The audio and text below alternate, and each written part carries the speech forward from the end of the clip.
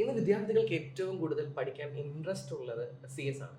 പക്ഷെ പലരും പറഞ്ഞു കേട്ടിട്ടുള്ള ഒരു വസ്തുതയാണ്, ഒരു കുറച്ച് വർഷങ്ങൾ കഴിയുമ്പോൾ, ഒരു 3 4 5 വർഷങ്ങൾ കഴിയുമ്പോൾ CS-നെയും ഓവർടേക്ക് ചെയ്യാൻ കഴിവുള്ള ഒരു ബ്രാഞ്ച് ഉണ്ട്. യെസ്, അത് ആണ് എന്നാണ് പല എക്സ്പേർട്ടുകളും പറയുന്നത്. സോ ഇന്ന് നമ്മോടൊപ്പം ജോയിൻ ചെയ്യുന്നത് എന്ന ബ്രാഞ്ചിനെ കുറിച്ചും അതിന്റെ ജോബ് ഓപ്പർച്യൂണിറ്റീസിനെ കുറിച്ചും വളരെ കൃത്യമായി നമ്മോട് സംസാരിക്കാനായി കുസാറ്റിലെ ഡിപ്പാർട്ട്മെന്റിന്റെ ഫോർമർ HOD ആയ ഉണ്ണി സാർ നമ്മോടൊപ്പം ജോയിൻ ചെയ്യുന്നു. ഉണ്ണി സാർ, സ്നേഹപൂർവ്വം സ്വാഗതം. സാർ, ഞാൻ ആദ്യമേ ചോദിക്കാൻ ആഗ്രഹിക്കുന്നത്, ഒത്തിരി ആൾക്കാർ പറഞ്ഞൊരു കമന്റാണ്, CS-നുള്ളതിനേക്കാൾ അല്ലെങ്കിൽ അതിനും ഒരു പടി മുകളിലാണ് യുടെ പ്രാധാന്യം. സർ, ശരിക്കും എന്താണ് ഇത്ര മാത്രം ഒരു പ്രാധാന്യം സിക്ക് കൊടുക്കാൻ കാരണം? ആദ്യമേ നമുക്ക് തുടങ്ങാനായിട്ട് എൻജിനീയറിംഗ് എന്ന് പറയുന്നത് തന്നെ നമ്മൾ മനസ്സിലാക്കേണ്ടത് കണക്കിൻ്റെയും നാച്ചുറൽ സയൻസിൻ്റെയും എല്ലാം ഉപയോഗിച്ചുകൊണ്ട് മനുഷ്യൻ്റെ റിയൽ ലൈഫ് പ്രോബ്ലംസിന് സൊല്യൂഷൻ കണ്ടെത്തുക എന്നുള്ളതാണ്. അപ്പോൾ അതിന് വേണ്ടിയിട്ട് ഉള്ള പല പല ബ്രാഞ്ചുകളുള്ളതിൽ ഒന്നാണ് ഇലക്ട്രോണിക്സ് ആൻഡ് കമ്മ്യൂണിക്കേഷൻ. അപ്പോൾ എന്ന ബ്രാഞ്ചിനെ കുറിച്ച് പറയുമ്പോൾ അതിൻ്റെ അകത്ത് ഇലക്ട്രോണിക്സ് സർക്യൂട്ടുകളും നമ്മൾ ദിവസേന ഉപയോഗിക്കുന്ന ഇലക്ട്രോണിക് ഗാഡ്ഗറ്റ്സുകളും അതിൻ്റെ സർക്യൂട്ടുകൾ, അതിൻ്റെ കമ്മ്യൂണിക്കേഷൻ, ഇതെല്ലാമാണ് പഠിക്കുന്നത്. അപ്പോൾ നിഖിൽ ആദ്യമേ തുടക്കത്തിൽ പറഞ്ഞതുപോലെ കുറച്ച് സമീപഭാവിയിൽ ഓവർടേക്ക് ചെയ്യുമെന്ന് പറഞ്ഞാലും അത്ഭുതപ്പെടാനില്ല. കാരണം ഈ പഠിച്ച ഒരാൾക്ക് കമ്പ്യൂട്ടർ പരിജ്ഞാനം കൂടി അക്വയർ ചെയ്യുകയാണെങ്കിൽ നല്ലൊരു പ്രോഗ്രാമർ ആവാൻ തന്നെ സാധിക്കും. കാരണം ഇലക്ട്രോണിക്സ് ആൻഡ് കമ്മ്യൂണിക്കേഷനിൽ ഇലക്ട്രോണിക്സ് എന്ന് പറയുന്ന സൈഡ് തറവായി കഴിഞ്ഞാൽ കമ്പ്യൂട്ടറിൻ്റെ ഡീപ്പ് ഇൻസൈഡ് എന്താണ് നടക്കുന്നത് എന്നുള്ളതിൻ്റെ നോഹൗ നല്ലതായിരിക്കും. അപ്പോൾ അതുകൊണ്ട് തന്നെ പ്രോഗ്രാം ചെയ്യുന്നതിൻ്റെ എഫിഷ്യൻസി കൂടുതലായിരിക്കും.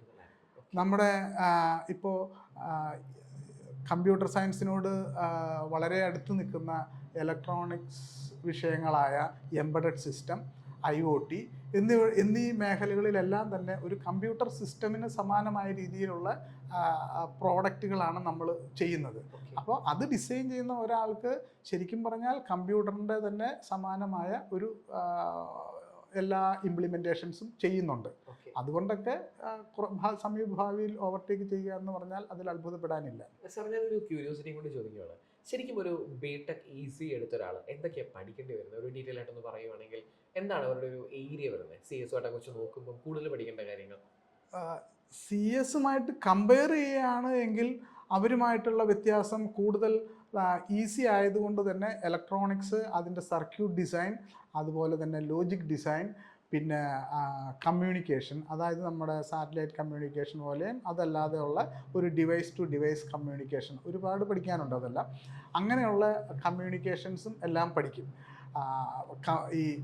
ഈ കമ്പ്യൂട്ടർ സയൻസ് കുട്ടികൾ പഠിക്കുന്നത് പോലെ തന്നെ ഇലക്ട്രോണിക്സിലെ കുട്ടികളും ഈ പ്രോഗ്രാമിംഗ് ലാംഗ്വേജുകളും പഠിക്കുന്നുണ്ട്. പക്ഷേ അവർ പഠിക്കുന്ന അത്ര ഡെപ്തിലോ അല്ലെങ്കിൽ എണ്ണത്തിലോ തുലവും കുറവായിരിക്കും. അതേ ഉള്ളൂ വ്യത്യാസം. സാർ, ശരിക്കും ഇതോടൊപ്പം തന്നെ പറഞ്ഞു കേട്ടുള്ള ഒരു കാര്യമാണ്, പഠിക്കുന്ന ഒരാൾക്കാണ് കോർ ഫീൽഡിലും ജോലി കിട്ടാൻ സാധ്യതയുണ്ട്, അതുപോലെ തന്നെ സോഫ്റ്റ്വെയറിലും ഉണ്ട്. സോ കുറച്ചും കൂടി ഒരു എംപ്ലോയബിലിറ്റിയുടെ ആംഗിളിൽ CS-നേക്കാളും സേഫ് സൈഡ് സ്റ്റുഡൻ്റ് ആണെന്ന് പലരും പറഞ്ഞു കേട്ടിട്ടുണ്ട്. സാർ, ഇത് എത്രമാത്രം വാസ്തവമാണ്? അത് തികച്ചും ഒരു നല്ലൊരു സത്യം തന്നെയാണ്. കാരണം പഠിച്ച ഒരാൾക്ക് ഹയർ സ്റ്റഡീസിന് നോക്കുകയാണെങ്കിൽ അതിൻ്റെ അകത്ത് കമ്പ്യൂട്ടർ മേഖലകളിൽ നല്ലൊരു ശതമാനം കോഴ്സുകൾക്കും അപ്ലൈ ചെയ്യാനുള്ള യോഗ്യത ഉണ്ടായിരിക്കുന്നതാണ്. അതുപോലെ തന്നെ ഇനി ജോബ് ഓപ്പർച്യൂണിറ്റി എടുത്താലും കമ്പ്യൂട്ടർ സയൻസുകാർ എടുക്കുന്ന ജോലി മേഖലകളെല്ലാം തന്നെ ഇലക്ട്രോണിക്സുകാർക്കും യോഗ്യത ഉണ്ടായിരിക്കുന്നതാണ്. ഒരു കാര്യം മാത്രം ശ്രദ്ധിച്ചാൽ മതി, അവൻ്റെ സോഫ്റ്റ് സ്കിൽ ഒന്ന് ഡെവലപ്പ് ചെയ്ത് വെച്ചിരുന്നാൽ മാത്രം മതി. സാർ, ഇപ്പം ഞാൻ ആദ്യം ചോദിക്കാൻ ആഗ്രഹിക്കുന്ന വേറൊരു കാര്യം, ഒരു പഠിച്ച ഒരാൾക്ക് ഏതൊക്കെ ഫീൽഡിൽ ഏതൊക്കെ റേഞ്ചിലാണ് ജോലി കിട്ടാൻ സാധ്യത? ഇപ്പോഴത്തെ കറണ്ട് സിനാരിയോയിൽ കൂടുതൽ ജോബ് ഓപ്പർച്യൂണിറ്റി ഉള്ളത് IT ഫീൽഡിലായതുകൊണ്ട് തന്നെ കമ്പ്യൂട്ടർ മേഖലകളിലും IT മേഖലകളിലും തന്നെയാണ് എല്ലാവരും ജോലി ചെയ്യുന്നത്. അതുകൂടാതെ ജോലി ചെയ്യാവുന്ന മേഖലകൾ എന്ന് പറയുന്നത് IoT ഇതാണ്, പുതിയ ഒരു മേഖലയാണ്. അതുപോലെ തന്നെ എംബഡഡ് സിസ്റ്റം, പിന്നെ ഈ 5G അതുപോലെയുള്ള പുതിയ പുതിയ കമ്മ്യൂണിക്കേഷൻ ടെക്നോളജി വരുന്നത് കൊണ്ട് ആ മേഖലകളിലും ഉണ്ട്. പിന്നെ ഒരു എൻ്റയർ പ്രോഡക്റ്റ് സിസ്റ്റം ലെവലിൽ അതിലും ഒരുപാട് ഓപ്പർച്യൂണിറ്റീസ് ഉള്ളതാണ്. സാർ, ഒരു വിദ്യാർത്ഥി ഒരു ECയിൽ ബിടെക് കംപ്ലീറ്റ് ചെയ്തു, ഉടനെ ഒന്നും, അതായത് ഇമ്മീഡിയറ്റ് ആയിട്ട് ജോയിൻ ചെയ്യാൻ, ജോബ് എടുക്കാനായിട്ട് താല്പര്യമില്ല, ഹയർ സ്റ്റഡീസിനാണ് താല്പര്യം. അങ്ങനെയാണെങ്കിൽ ഏതൊക്കെ ഫീൽഡിൽ ഏതൊക്കെ ഓപ്ഷൻസ് ആണ് അവന് കിട്ടുക ഹയർ സ്റ്റഡീസ് എന്ന രീതിയിൽ ചിന്തിക്കുമ്പോൾ? ഹയർ സ്റ്റഡീസിന് 2 രീതിയിലാണ് നമ്മുടെ സാധാരണ കുട്ടികൾ പോകുന്നത്. ഒന്ന് MTech ചെയ്യും, അതിന് ഗേറ്റ് ക്വാളിഫിക്കേഷൻ അക്വയർ ചെയ്താൽ MTech-നാണ് പോകുന്നത്. അതിന് നമ്മുടെ രാജ്യത്തെ പ്രധാന സ്ഥാപനങ്ങളായ IIT-കളും IISc, NIT-കൾ, പിന്നെ ബാക്കി നമ്മുടെ ഗവൺമെൻറ് എഞ്ചിനീയറിംഗ് കോളേജുകളെല്ലാം ഉണ്ട്. അവിടെ അഡ്മിഷൻ കിട്ടുകയാണെങ്കിൽ വളരെ നല്ലതാണ്. അതല്ല എങ്കിൽ കുട്ടികൾ ഇപ്പം ചെയ്യുന്ന വേറൊരു ഓപ്ഷൻ എന്ന് പറയുന്നത് എബ്രോഡ് യൂണിവേഴ്സിറ്റീസിൽ MS-ന് പോവുകയാണ്. അതിനും ഒരുപാട് നല്ല ഓപ്പർച്യൂണിറ്റീസ് ഉണ്ട്. അവിടെ തന്നെ VLSI ആൻഡ് എംബഡഡ് സിസ്റ്റം അതൊരു എമർജിങ് ഏരിയ ആണ്. VLSI ആൻഡ് എംബഡഡ് സിസ്റ്റം എന്ന് പറയുമ്പോൾ chip design, integrated circuit design ഒക്കെയാണ് അതിൻ്റെ അകത്ത് ചെയ്യുന്നത്. പിന്നെ മൈക്രോവേവ് കമ്മ്യൂണിക്കേഷനിലും ഇപ്പോൾ ഒരുപാട് അത് പണ്ട് മുതലേ ഒരുപാട് റിസർച്ച് വർക്കുകൾ നടക്കുന്നതാണ്. ഇപ്പോഴും ഒത്തിരി റിസർച്ച് ഏരിയ എക്സ്പ്ലോർ ചെയ്യാനുള്ളതാണ്. ഇമേജ് പ്രോസസ്സിങ്, ആർട്ടിഫിഷ്യൽ ഇൻ്റലിജൻസ്, അങ്ങനെ മെഷീൻ ലേണിംഗ്, ഇതെല്ലാം തന്നെ ഇലക്ട്രോണിക്സിലെ കുട്ടികൾക്കും ഒരുപാട് ഓപ്പർച്യൂണിറ്റീസ് ഉള്ള ഒരു മേഖലയാണ്. സാർ, ഞാൻ ഈ കുസാറ്റ് ക്യാമ്പസിലേക്ക് വരുവാണെങ്കിൽ ഒരു വിദ്യാർത്ഥി കുസാറ്റിലേക്ക് വരുന്നു, EC പഠിക്കാനായിട്ട് ആഗ്രഹിക്കുകയാണ്. സോ ആ ഒരു വിദ്യാർത്ഥിക്ക് എന്തൊക്കെ ഫെസിലിറ്റീസ് ആണ് കുസാറ്റ് പ്രൊവൈഡ് ചെയ്യുന്നത്? കുസാറ്റ് എന്ന് പറഞ്ഞാൽ നമ്മൾ മനസ്സിലാക്കുമ്പോൾ ഇത് ഒരു സയൻസ് ആൻഡ് ടെക്നോളജി യൂണിവേഴ്സിറ്റിയാണ്. ഇവിടെ കൂടുതൽ എംഫസിസ് എന്ന് പറയുന്നത് റിസർച്ചിനാണ് കൊടുക്കുന്നത്. അപ്പോൾ അതുകൊണ്ട് തന്നെ നമ്മൾ നോക്കിയാൽ ഈ ഇവാലുവേഷൻ മെട്രിക്സ് അല്ലെ പെർഫോമൻസ് ഇവാലുവേഷൻ മെട്രിക്സ് ഒക്കെ നോക്കുമ്പോൾ ഇവിടെ NBA-യുടെ അക്രഡിറ്റേഷൻ A+ ഉണ്ട്, അതുപോലെ തന്നെ NAAC അക്രഡിറ്റേഷൻ ഉണ്ട്. NBA അക്രഡിറ്റേഷൻ സ്കൂൾ ഓഫ് എഞ്ചിനീയറിംഗിലെ എല്ലാ കോഴ്സുകൾക്കും ഉണ്ട്. അപ്പോൾ അതുകൊണ്ട് തന്നെ ഈ നമ്മുടെ കുട്ടികൾ പഠിക്കുന്നത് വാഷിങ്ടൺ അക്കോർഡിന് അനുസരിച്ചുള്ള ഒരു സിലബസാണ് പഠിക്കുന്നത്. അതുകൊണ്ട് തന്നെ ആ കൺട്രികളിൽ അവർക്ക് ഹയർ സ്റ്റഡീസിന് ചെന്നാൽ അവർക്കൊരു അപ്പർ ഹാൻഡ് ഉണ്ടായിരിക്കുന്നതാണ്. അത് ഒന്നാമത്തെ കാര്യം.